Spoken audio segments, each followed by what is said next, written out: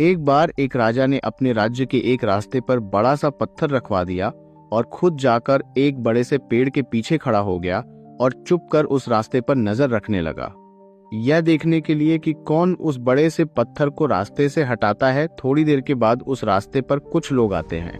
और जब उन्हें रास्ते के बीच में एक बड़ा सा पत्थर दिखता है तो वो लोग रास्ता बदल लेते हैं और दूसरे रास्ते से चले जाते हैं।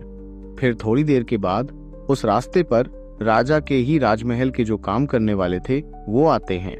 और वो भी जब इस बड़े से पत्थर को देखते हैं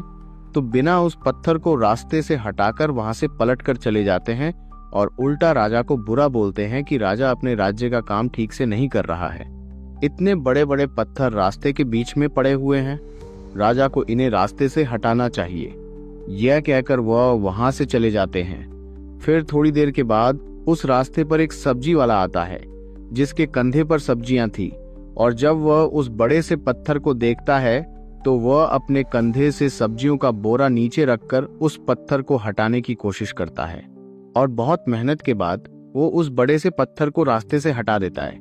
वो जैसे ही उस पत्थर को रास्ते से हटाता है तो पत्थर के नीचे बहुत सारे सोने के सिक्के और एक चिट्ठी रखी हुई थी जिसमें लिखा था कि ये इनाम राजा की तरफ से पत्थर हटाने वाले के लिए है। और ये सब होते हुए पेड़ के पीछे से राजा खुद देख रहा था। राजा उस आदमी के पास जाता है और उस आदमी को राजा अपने महल का सबसे खास आदमी बना लेता है। इस कहानी से हमें ये सीख मिलती है कि हमारे रास्ते में आने वाली रुकावटें, मुश्किलें हमें बेहतर करने और आगे बढ़ने का मौका देती है। इसीलिए जिंदगी में जब भी ऐसा मौका मिले उसे हाथ से गंवाओ मत। बहुत से लोग ऐसे वक्त में मुश्किल काम को देखते ही पीछे हट जाते हैं, लेकिन जब सब पीछे हट जाए तो आप सामने आ जाओ, क्योंकि जीत उन्हें ही मिलती है जो प्रॉब्लम्स में अपॉर्चुनिटी ढूंढते हैं। और जब अपॉर्चुनिटी मिलती है तो वही अपॉर्चुनिटी आपके कल को बेहतर बनाती है।